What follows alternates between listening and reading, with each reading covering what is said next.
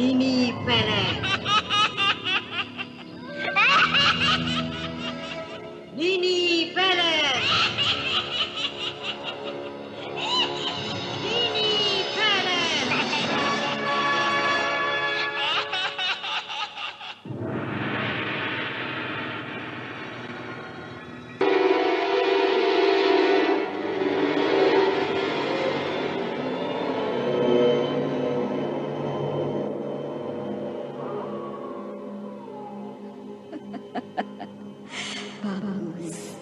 Bagus, cucuku. Kau sudah lulus dari persyaratanmu. Niatmu untuk jadi orang kaya dan hidup bahagia akan terlaksana. Tuan Ratu, kenapa kedapung pisang itu berdarah? Tentu, karena kau sudah membunuh anak gadismu sendiri. Tidak. Kenapa bisa begitu? Itu adalah tumbal kekayaan yang pertama. Kau masih harus memberikan tumbalmu selanjutnya. Jika kekayaanmu masih akan terus bertambah dan utuh. Tapi jika tidak, kau sendiri yang akan menjadi tumbal. Kejar babi ngepet itu! Dia tidak akan bisa lolos! Ayo kejar! Kejar! Ayo kejar!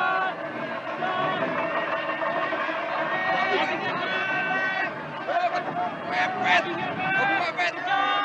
Mepet! Ayo tangkap! Bunuh babi itu! Kejar terus!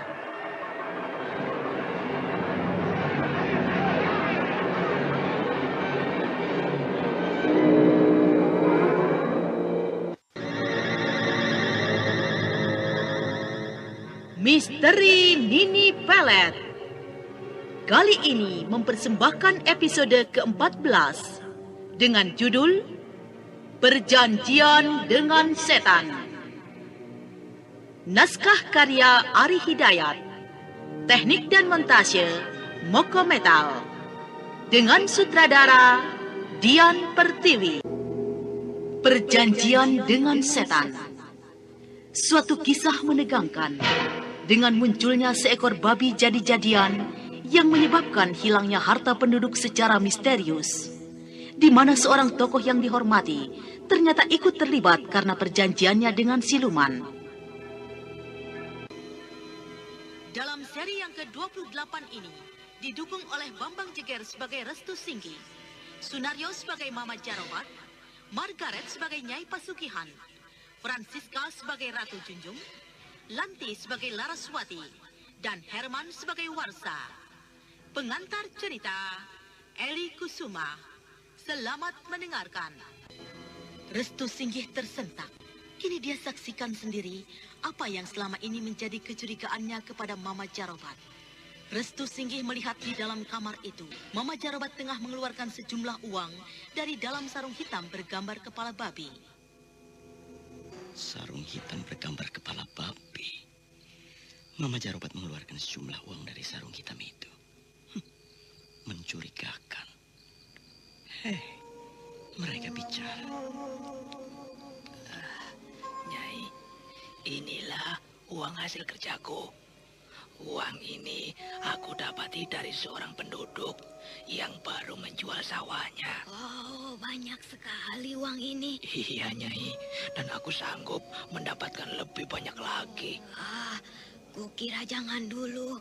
Keadaan kita sepertinya sedang gawat sekarang. Kau baru saja selamat dari pengejaran penduduk. Bagus kau cepat masuk ke rumah. Aku khawatir sekali. Penduduk sepertinya mencurigakan kita. Tenanglah istriku. Penduduk tidak akan tahu kalau babi ngepet yang sering muncul itu adalah aku. Mama Jarobat. Aku tidak salah duga.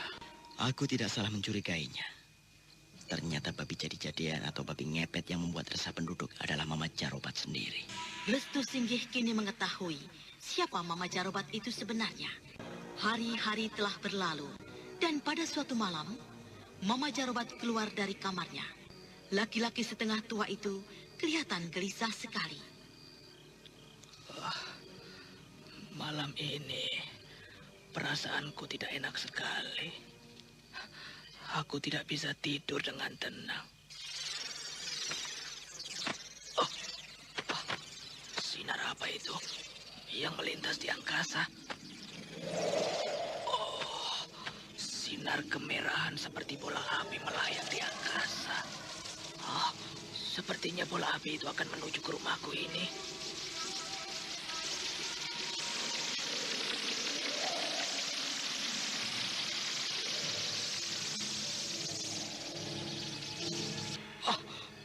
Ratu Junjung. Aku datang, cucu. Aku menagih janjimu. Kau harus menyiapkan tumbal untukku. Aku menunggumu di Gua Setan. Selamat bertemu kembali. Oh, Ratu Junjun. Dia sudah lenyap. Oh, Ratu Junjung menagih tumbal lagi. Siapa kali ini yang harus menjadi tumbalku? Aku sudah ditunggu di Gua Setan. Besok aku harus berangkat. Ya, Laraswati. Laraswati. Ya, Laraswati. Dia dia kini yang harus jadi tumbal.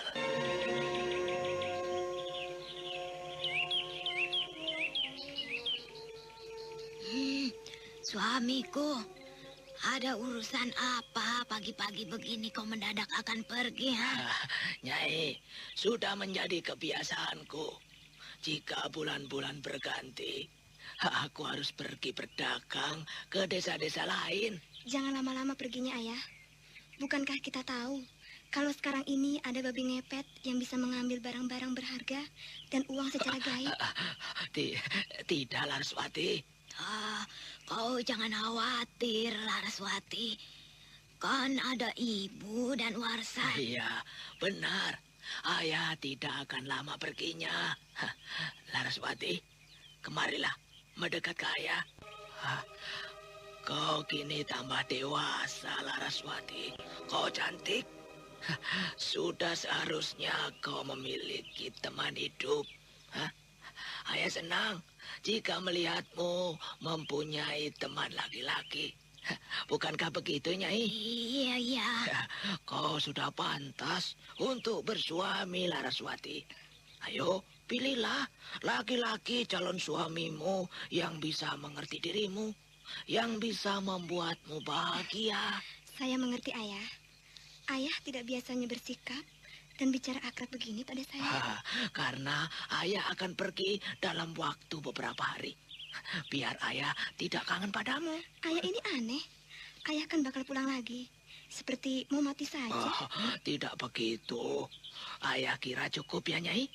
Aku berangkat sekarang. Hati-hati, Ayah. Kaulah yang harus hati-hati, Laraswati. Nyai, aku berangkat sekarang. Iya. Ya.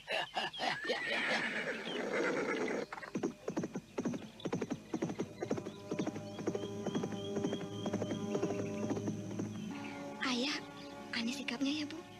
Tidak seperti biasanya dia mengusap rambut Laras dengan lembut.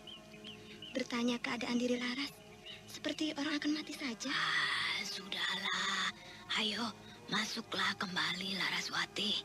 Nyai Pasugihan diam-diam merasa khawatir akan keselamatan Laraswati, anak gadisnya. Karena dia tahu kalau kepergian Mama Jarobat suaminya adalah untuk menemui Ratu Junjung. Nyai Pasugihan pun tahu kalau Laraswati, anak gadisnya, sudah diminta untuk tumbal. Ada persoalan apa Ibu mengajak ke kamar ini? Tidak ada apa-apa. Duduklah di ranjang ibu ini. Bukankah kita sudah biasa seperti ini? Ibu hanya ingin bercakap-cakap denganmu. Sepertinya hari ini aku menemukan suasana yang lain. Sikap ibu dan ayah sangat tidak aku mengerti. Jangan terlalu berpikir yang tidak-tidak, anakku. Kau masih muda. Kau harus berpikir yang indah-indah. Ayah dan ibu sangat senang dan sayang denganmu. Bu, bagaimana dengan barang-barang keramat Nyai Kadarsi itu? Ibu sepertinya kini tidak lagi memperhatikannya. Ibu sudah menyuruh Warsa mengubur barang-barang keramat itu. Sudah tidak ada gunanya lagi. Nenek itu pun sudah hilang entah kemana. Ibu kira barang-barang keramat itu sudah tidak berpengaruh lagi. Tapi Bu, aku masih sangat mencintai Dimas. Bukankah ibu dan ayah menginginkan aku mempunyai suami? Oh, Laraswati, Laraswati. Nyai Pasugihan memeluk Laraswati dengan eratnya. Dia menangis. Laraswati menjadi semakin heran. Ibu, apa arti semua ini? Ibu membuat saya heran tidak mengerti. Ibu sayang padamu. Ibu takut kehilanganmu, anakku. Ibu ini sikapnya aneh sekali.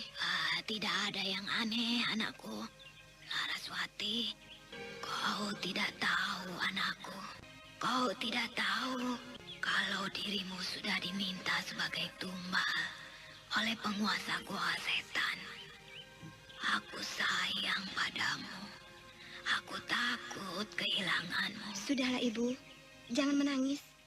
Jangan membuat Laras semakin tidak mengerti. Laraswati, maukah kau bertemu Dimas di malam nanti? Kenapa Ibu bertanya begitu? Buat saya, rasanya sudah tidak mungkin Dimas akan bisa baik padaku. Ibu yang akan mengantarmu. Percayalah, Ibu akan membantumu nanti. Tapi, kau mau kan? Tentu saja. Tapi, aku khawatir Dimas tidak menerima kehadiran kita nantinya, Bu. Jangan khawatir. Ibu akan mendampingimu.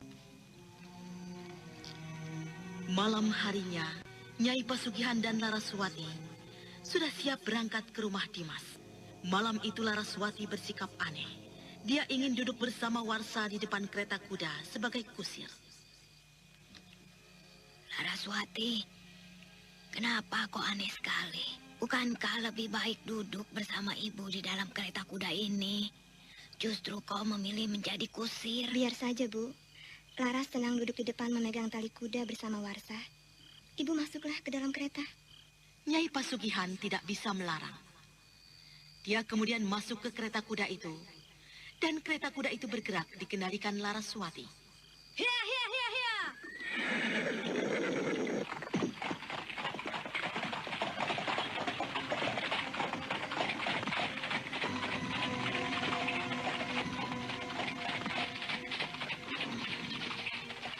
Larilah kuda-kudaku yang cepat. Hia. Jangan terlalu cepat, Laraswati. Bukankah lebih cepat lebih baik, Warsa? Aku senang sekali. Hia, hia, hia, hia.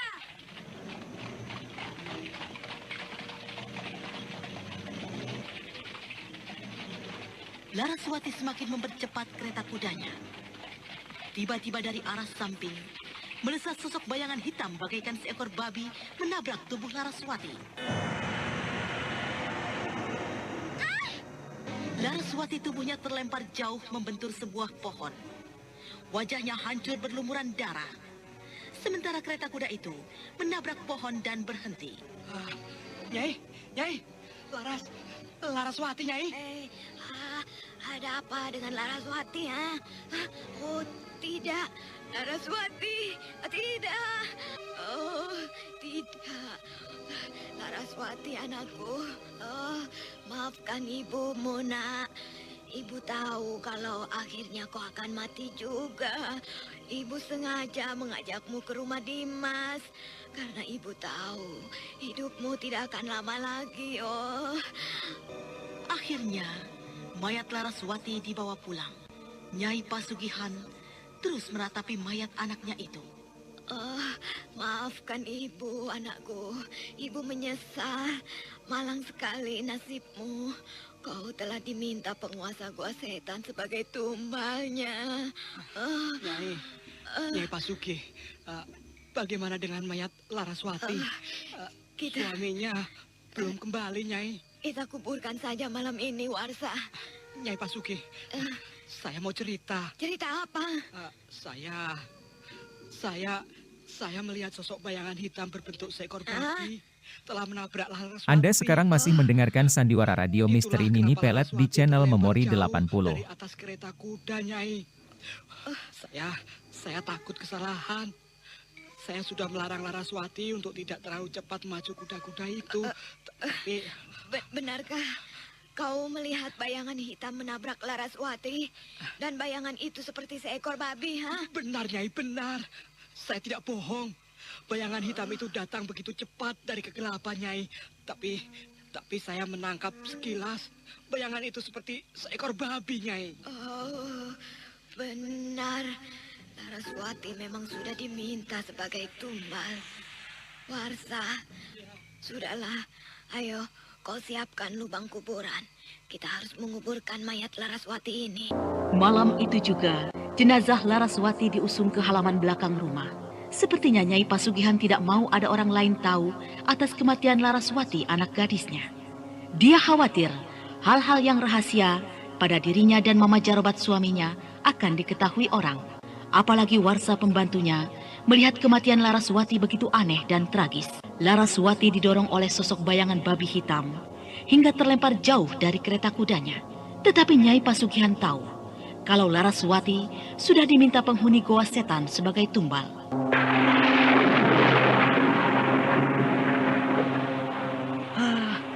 Celaka, Nyai Pasugi. Hujan besar turun.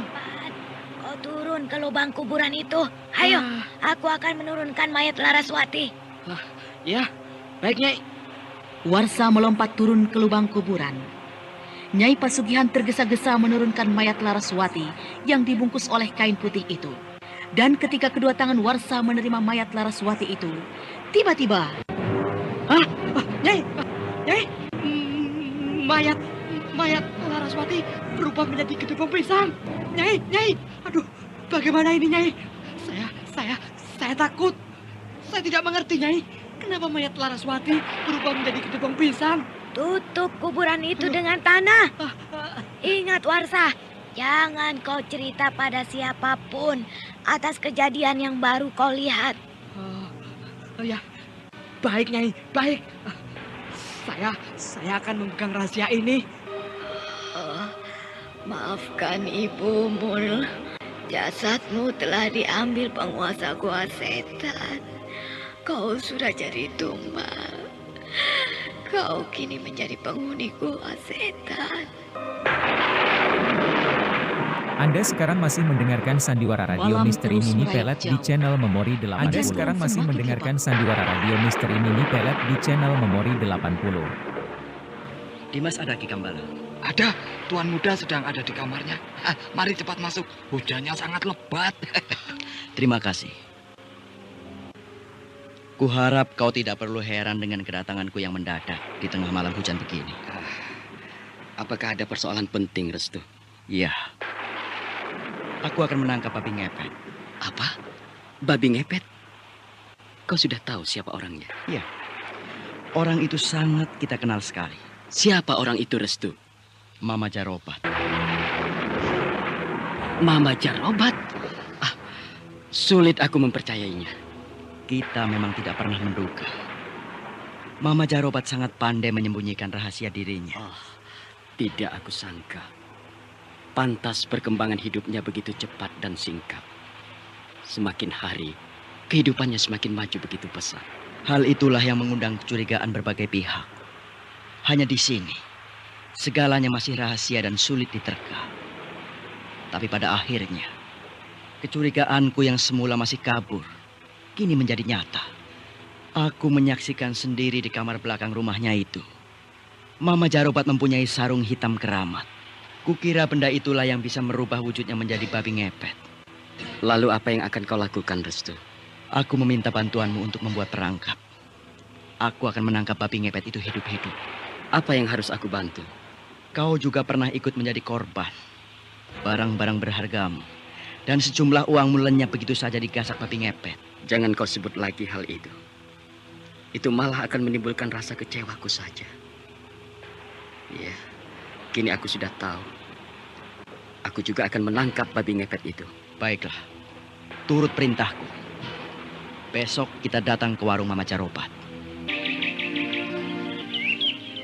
Matahari bersinar tidak begitu terik. Siang hari itu, Restu Singgi dan Dimas datang ke warung makan Mama Jarobat.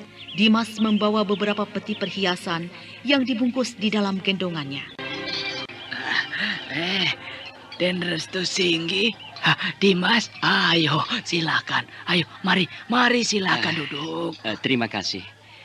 Kami hanya ingin bertemu Mama Jarobat dan Nyai Pasuki. Apakah ada sesuatu yang penting? Iya, kelihatannya penting sekali, Nyai. Kukira benar. Dimas mengajakku menemui kalian. Entah ada kepentingan apa. Bisa kita bicara sebentar? Mari, silakan. Kalian lihat. 5 peti ini adalah sisa dari barang-barang berharga milikku. Semua ini akan aku sumbangkan pada kampung kita ini. Sungguh sikap yang terpuji. Benarkah perhiasan-perhiasan itu akan kau sumbangkan untuk kampung kita ini, Dimas? Benar. Tapi semua perhiasan ini akan aku jadikan uang lebih dulu. Untuk itu aku menawarkan barang-barang ini pada kalian. Sungguh sayang buat saya. Jika semua itu harus disumbangkan, nanti kau punya apa? Barang-barang ini bagiku tidak ada artinya. Tidak bisa membuat ketenangan hidupku. Untuk apa aku memiliki kekayaan kalau aku sendiri tidak merasa tenang dan tentram? Kau benar, Dimas. Untuk apa banyak harta kalau anakku sendiri jadi tumbal? Tapi Dimas, kurasakan sikapnya aneh. Dia seperti ingin memamerkan kekayaannya di hadapan kami. Bagaimana Mama Jarobat? Jika kau bersedia membeli semua barang-barang milikku ini, aku segera mengurusnya. Baiklah. Tapi besok saja kau datang ke rumahku. Kenapa harus besok? Bukankah nanti malam juga bisa? Bukankah nanti malam waktu yang tepat? Nanti malam aku ada keperluan lain.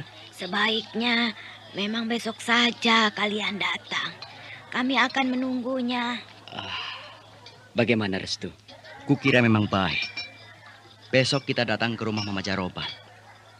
Kalau begitu, kami permisi. Rasanya aneh sikap Dimas itu, suamiku. Iya. Apa benar barang-barang miliknya ingin dijual dan akan disumbangkan pada kampung kita ini? Aku juga tidak mengerti. Dimas sepertinya iri kepadaku. Dia ingin memamerkan kekayaannya pada kita. Kita ini kan sering menolong orang kesusahan. Ya, barangkali dia juga bisa melakukan seperti kita. Tapi bagaimana? Apa benar kau akan membelinya? Kenapa kau jadi bodoh, Nyai? Nanti malam barang-barang itu pun sudah jadi milik kita. Kau akan menggasak barang-barang itu? Kau akan melakukan pekerjaanmu lagi? Iya, nanti malam aku akan kembali bekerja lagi. Akhirnya malam yang ditunggu pun tiba. Malam itu langit gelap gulita. Anda sekarang masih mendengarkan sandiwara radio misteri Mini Pelet di channel Memori 80. Sudah berada di kamar khususnya. Keduanya duduk bersila di atas bale-bale beralas tikar pandan dan menghadapi lentera yang bertengger di atas air kembang. Malam itu, Nyai Pasugihan kelihatannya tidak bergairah. Kenapa, Nyi? Kau kelihatannya murung. Kau sepertinya memikirkan sesuatu. Entahlah, malam ini perasaanku lain. Aku cemas, perasaanku tidak enak sekali. Aku khawatir dengan dirimu. Jangan kau pikirkan yang tidak-tidak, Nyai. Seharusnya kau senang dan bahagia. Karena malam ini aku akan mendapatkan hasil yang sangat memuaskan. 5 peti perhiasan milik Dimas. Tapi perasaanku benar-benar tidak enak. Sudahlah, kau tunggu saja lentera itu. Ingat, jangan lengah. Cepat kau matikan api lentera itu jika bergerak-gerak cepat. Iya ya. Kuharapkan malam yang dingin begini dan hujan lebat, kampung Kuningan tertidur lelap. Nah, aku akan pergi sekarang. Hati-hati suamiku. Aku khawatir sekali. Jangan khawatir. Aku pergi, istriku. Kukira tugas yang sudah aku atur cukup rapi. Ki Kambala dan Bedul berjaga di sekitar halaman rumah. Kalian harus bersembunyi. Anda sekarang masih mendengarkan Sandiwara Radio Misteri Mini Pelet di channel Memori 80. Dan aku sudah mengerahkan seluruh penduduk berjaga di setiap pelosok jalan. Kampung ini sudah terkepung. Babi ngepet itu tidak akan berhasil lolos. Apakah benar babi ngepet itu akan muncul malam ini? Kau ikuti saja perintah Den Restu Singgi. Baiklah, kukira sudah cukup. Berangkatlah kalian. Aku dan Dimas akan tetap berada di dalam rumah ini. Ayo Ki Kambala, kita berangkat. Kalau begitu kami permisi. Ayo Bedul. Mereka sudah pergi ke halaman rumah. Mudah-mudahan malam ini babi ngepet itu mengakhiri pekerjaannya. Di luar halaman rumah, hujan masih turun dengan lebat. Dari kegelapan malam, seekor babi bergerak dengan cepatnya memasuki halaman rumah itu. Sementara Ki Kambala dan Bedul yang bersembunyi di semak pohon melihat babi itu. Kambala, lihat itu. Itu babi ngepet itu. Oh iya, babi ngepet itu berlari ke arah pintu rumah. Kita jangan bertindak. Kita tunggu perintah Den Restu.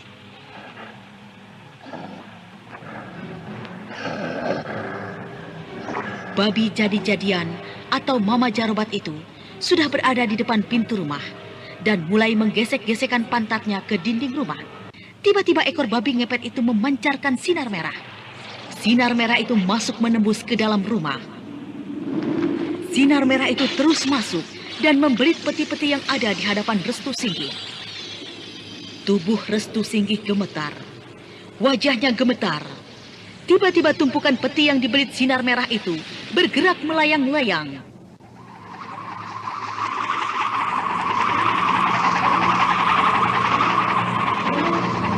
Seluruh tubuh Restu Singgi gemetar.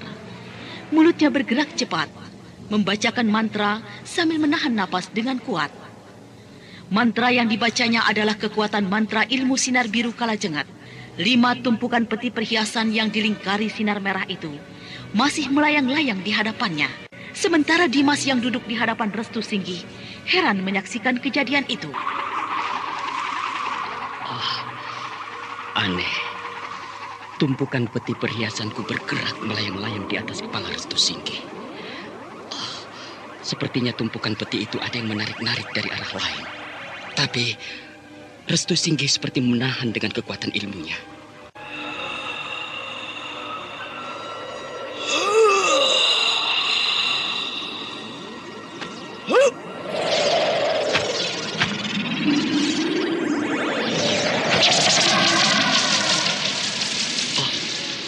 Kedua tapak tangan Restu Singgi mengeluarkan sinar biru. Oh, sinar itu membelit tumpukan peti perhiasan itu. Oh, aneh sekali. Sinar biru itu mendorong ke arah luar rumah. Apa yang terjadi? Aku tidak melihat apa-apa yang sedang didorong sinar biru itu. Enyahlah kau iblis gua setan. Hip!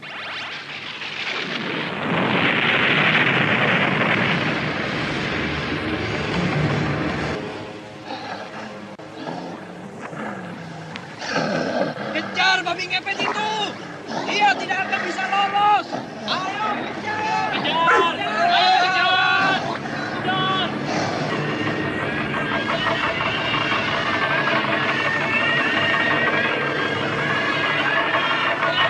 Suasana kampung menjadi ramai. Di bawah hujan lebat, penduduk mengejar babi ngepet itu. Mereka semua membawa benda tajam dan api obor. Ki Kambala dan Bedul memimpin pengejaran itu.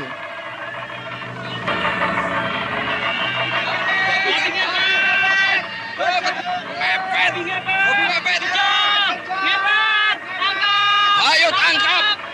Bunuh babi itu! Kejar terus! Babi itu berlari ke arah rumah Mama Jarobat. Ayo kejar! Ayo kejar! Kejar terus! Babi ngepet itu terus berlari masuk ke halaman rumah Mama Jarobat. Dia sudah terkepung. Penduduk menyerangnya dan menghajarinya dengan benda-benda tajam. Babi ngepet itu berlumuran darah. Tiba-tiba, babi ngepet itu berubah menjadi tubuh Mama Jarobat.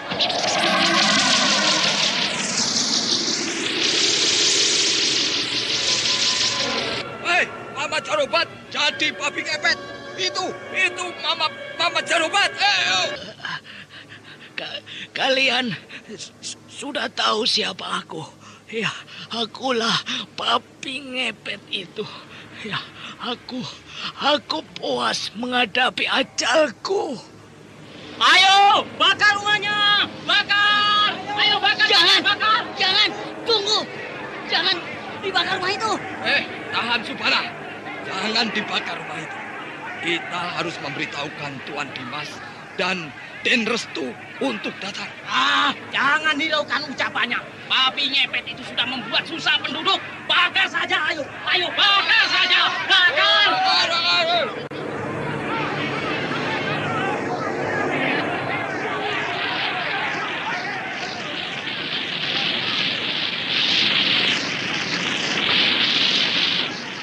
Kemarahan penduduk tidak bisa dibendung lagi.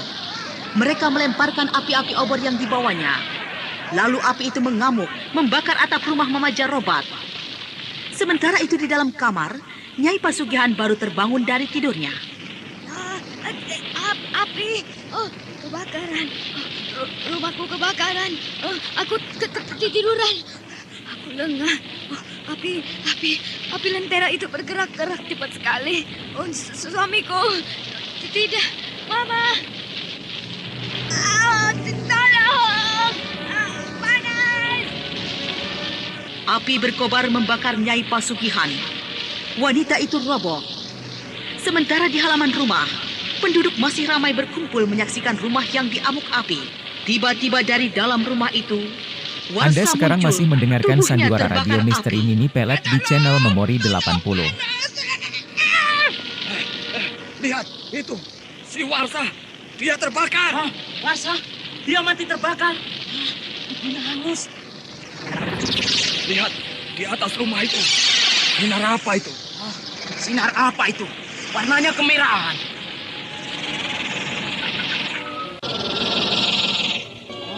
Sinar itu berubah menjadi wanita cantik. Wanita itu seperti ratu dari kayangan. Siapa dia? Aneh. Penduduk keheranan menyaksikan Ratu Junjung yang melayang-layang di atas atap rumah yang terbakar. Mata penguasa goa setan itu memancarkan sinar merah ke arah dalam rumah dan menarik tubuh Mama Jarobat.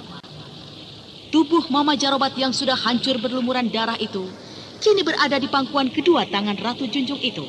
Tetapi tiba-tiba dari arah kegelapan, seberkas sinar biru melesat mengarah ke tubuh Ratu Junjung.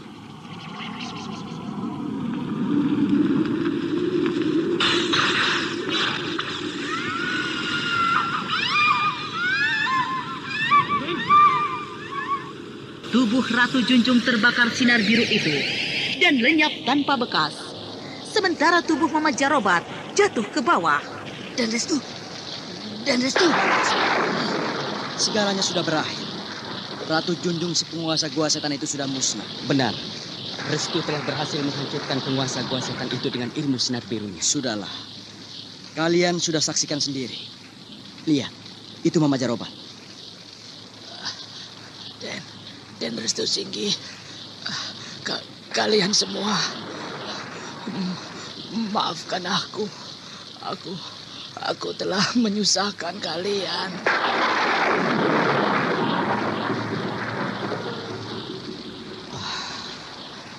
Restu, tubuh Mama Jarobat berubah menjadi kedebong pisang. Mama Jarobat sudah diminta sebagai tumbal penghuni gua setan. Dia di sana menjadi babi siluman. Dia akan seterusnya menjadi penghuni gua setan. Jasadnya akan mati 2 kali. Malam terus merayap jauh. Di puncak Gunung Ceremai, tempat bersemayamnya Nini Pelet. Setelah semula diketahui kekuatan Nini Pelet terserap sinar matahari pagi. Malam itu, Nini Pelet yang berwujud ular berkepala manusia tengah melingkarkan tubuhnya di atas sebuah batu besar. Di hadapannya, sosok mayat busuk Kirempah mayit suaminya berdiri melayang-layang di atas sumur darah. Sudah nasibmu, Nini. Sudah nasibmu. Segala kekuatanmu kini sudah lenyap.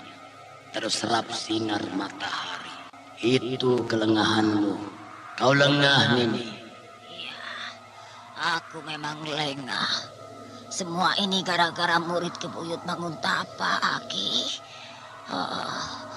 Apa yang harus aku lakukan kini? Apa, Aki? Wujudku kini kembali menjadi ular berkepala manusia. Ya, aku mengerti.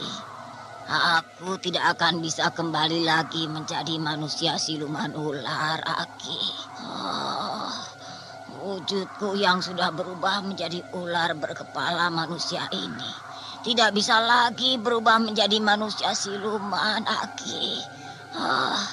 Segala kekuatanku lenyap terserap sinar matahari. Tolonglah aku, Aki. Tolonglah. Murid Ki Buyut Manguntapa itu tidak bisa kita sembarangkan. Pemuda itu memang memiliki kepandaian yang cukup tinggi. Hanya ada satu jalan untuk bisa mengembalikan kekuatanmu, agar kau bisa kembali menjelma sebagai manusia siluman. Cara apa yang harus aku tempuh untuk bisa menjelma kembali sebagai manusia siluman, Aki? Katakanlah. Kau akan mengulangi persoalanmu yang sama dengan masa lalumu. Itulah cara satu-satunya kau bisa menjelma kembali sebagai manusia siluman. Apakah aku harus menghisap darah seorang gadis sebanyak usiaku, Aki? Seperti semula yang aku jalani dulu. Ya, cara itulah yang bisa menolongmu mengembalikan kekuatanmu. Kau akan muncul setiap munculnya bulan purnama. Kau harus mencari korban-korbanmu itu. Sial sekali nasibku. Jahanam kau Restu Singgi. Kau membuat aku susah. Jahanam. Tunggulah pembalasanku. Siang itu matahari mengintip dari celah-celah daun pohon. 2 orang laki-laki penunggang kuda nampak menelusuri sebuah jalan di antara pohon-pohon liar. Enjail Singgi. Kita sudah masuk desa keluar desa. Entah berapa lama kita harus terus menempuh perjalanan kita ini. Rasanya aku sudah tidak punya semangat lagi untuk mengikuti perjalananmu ini. Adalah hal yang tidak mungkin kita akan menemui Nilam Cahaya istrimu itu. Ki Barja, aku tidak suka kau mengeluh. Kau sudah bertekad mengikuti aku. Kau akan membantu sampai Nilam aku temukan. Sudah banyak pengorbananku menolongmu. Kini kau harus turuti keinginanku. Tapi sudah berbulan-bulan kita tidak juga menemukan Nilam Cahaya. Barangkali wanita istrimu itu sudah mati. Tutup mulutmu, Ki Barja. Kau jangan bicara sembarangan. Nilam tidak boleh mati sebelum bertemu aku. Anakku. Kau tahu itu. Anakku pasti sudah lahir. Dia pasti sudah besar. Jika dia seorang wanita, dia pasti akan menjadi gadis yang cantik seperti ibunya. Tapi mau kemana lagi kita mencarinya? Sampai kemanapun, kau harus ikuti aku. Dunia ini tidak ada batasnya. Barangkali sampai aku mampus, baru kita berhenti. Kau terlalu keras kepala.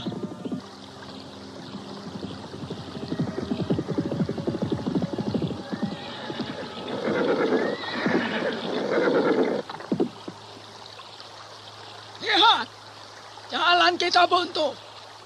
Di depan kita ada sebuah sungai. Tunggu. Oh, rasanya aku kenal daerah ini. Ya, itu adalah sungai dangkal perbatasan desaku. Desamu? Ya. Jadi kita akan sampai di desa Pleret. Iya. Kenapa aku sampai tidak sadar kalau aku sudah memasuki wilayah desaku sendiri? Sebaiknya kita ke desamu saja terus. Kita bisa istirahat di rumahmu. Tapi bagaimana dengan Nilam? Kita tunda saja. Kita butuh istirahat. Badanku rasanya lelah sekali. Kenapa aku harus kembali ke desa Pleret?